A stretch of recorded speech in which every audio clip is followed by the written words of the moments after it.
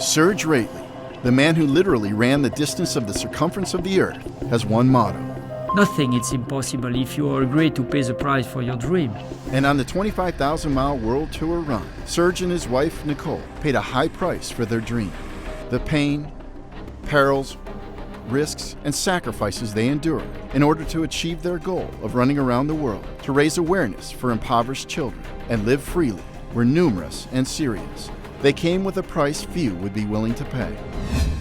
The Rateleys sold everything they owned, including their home, in order to pay for their 5-year run around the world, risking their financial future and stability. Their new home consisted solely of a pup tent and 2 sleeping bags. They would spend 1,200 nights sleeping in this confined space while camping out on the road for 5 years. The emotional sacrifice Serge and Nicole endured by leaving their loved ones for 5 straight years would be insurmountable for most, not to mention the physical challenge of leaving all of the comforts of home behind. When I hear that Serge and Nicole sold everything to do this run, I think to myself, okay, would I have done that? No. Would very many people I know have done that? No, certainly not, because we are materialistic in the end. We live in societies and cultures where we like having a roof over our head and a high-speed internet connection and TVs in every room. Few individuals could appropriately handle the physical pain, mental anguish, and life-threatening situations that Serge and Nicole faced on their 25,422-mile, 1,910-day run. The physical stamina and endurance they needed to just complete the journey is incomprehensible. Serge was a 45-year-old man when he embarked on the world tour, and he put his middle-aged body at serious risk for heart attack, stroke, heat prostration, dehydration, and permanent injury in order to achieve his goal. The physical pain he endured while running on average over 13 miles a day for 63 consecutive months is immeasurable, considering each of his legs hit the ground a grand total of 33 million times during the 5-year run. Serge running every day, day in and day out, and getting to those points while he's running in the middle of his run, his legs probably killing him. I couldn't imagine running that far every day. Being that strong to run a marathon every day, he deals with pain and lives with pain that the normal guy couldn't handle. Serge ran the world tour after major surgeries on both his knees and an ankle, the result of injuries he sustained from skiing and mountain climbing accidents. He still has screws in one leg from those accidents. The pain and agony was excruciating. He had foot infections and suffered from 3 severe bouts of tendonitis while running around the world. He would often have to ice his legs, when he could find ice that is, to help relieve the pain, and carefully wrap his feet before each day's run. And then there were the severe climate and weather conditions Serge had to fight while running long distances in many foreign countries. The stamina, endurance, lung capacity, and physical fitness needed to run through snowstorms, hurricanes, torrential rains, freezing temperatures, jungles in 115-degree heat and 100% humidity, rocky beaches, hilly terrains, deserts with 120-degree heat, unpaved trails, the African bush, altitudinal changes, bustling cities, and sand dunes must have exhausted every last cell in his body. No man has ever run this far for this long under the conditions Serge ran.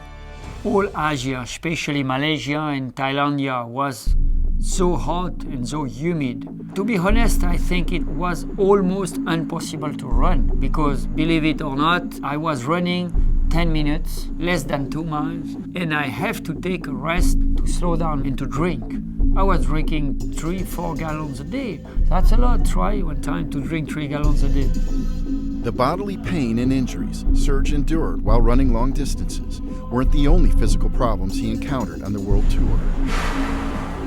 While traveling in Madagascar, Serge almost lost his left eye when a snake attacked him. Aye. And he was hit by a car while running in the overcrowded streets of India. I didn't realize what happened because I was running, and suddenly I realized I'm on the floor and I try to stand up, and at this moment I have lots of pain everywhere. I begin to be really afraid because suddenly the blood everywhere. When athletes attempt to achieve things of greatness in distance running, there's a certain amount of danger out there, but usually the danger is like a blister on your foot or a sore knee or something. The kinds of danger that Serge encountered, the unknown danger of running in different foreign, exotic, untrammeled parts of the world, I can't even imagine. The fact is, Serge and Nicole almost died on their 25,000-mile run around the world in the first year of their journey. While traveling in Africa, they were attacked by disease-carrying mosquitoes. Putain, ce qu'on se fait piquer ce soir. Putain, je crois que j'ai jamais autant dit le mot putain comme aujourd'hui. Autant prier. La folie, cette route. Quelle merde. From those mosquitoes, they both contracted life-threatening bouts of malaria. Serge was the first to succumb to the disease. You have lots of head pain, you begin to shake, you have fever and you feel really bad. Sometimes that goes so fast, you have no time to build your tendon, to go in a hotel. All your body shakes. That's quite strong. And if you don't start your treatment very quickly, maybe you die. Unfortunately, Nicole came down with a much more severe case of cerebral malaria. Serge found her screaming and shaking on the ground in Madagascar. And months later, she fell into a coma while traveling in Nepal. They had to return to Switzerland for proper medical treatment. Nicole suffered from seizures for 7 years after the initial onslaught of the disease. Unbelievably, Nicole and Serge continued on their journey after recuperating. For the rest of their lives, they will have to deal with the pain and complications brought on by their devastating illnesses. And that's a hard price we pay on the world tour. Running day in and day out for miles on end through some of the Earth's most inhospitable climates, Serge and Nicole often feared they'd lose their mental grip. The pain of isolation when traveling in remote areas for weeks on end, without interaction with other humans or civilized societies, was psychologically difficult. Suffering from hunger, thirst, fatigue, and exhaustion on a daily basis took its toll. Finding a good variety of healthy foods while on the run was often a problem. We were always hungry. We always wanted something we did not have. And that's when the moment of doubt appeared. We really were not stronger than anyone else. We were just human. Serge and Nicole's limited food supplies and restricted diet on the road caused dental problems for them both. They had to make several stops on the world tour to visit dentists to treat their oral problems.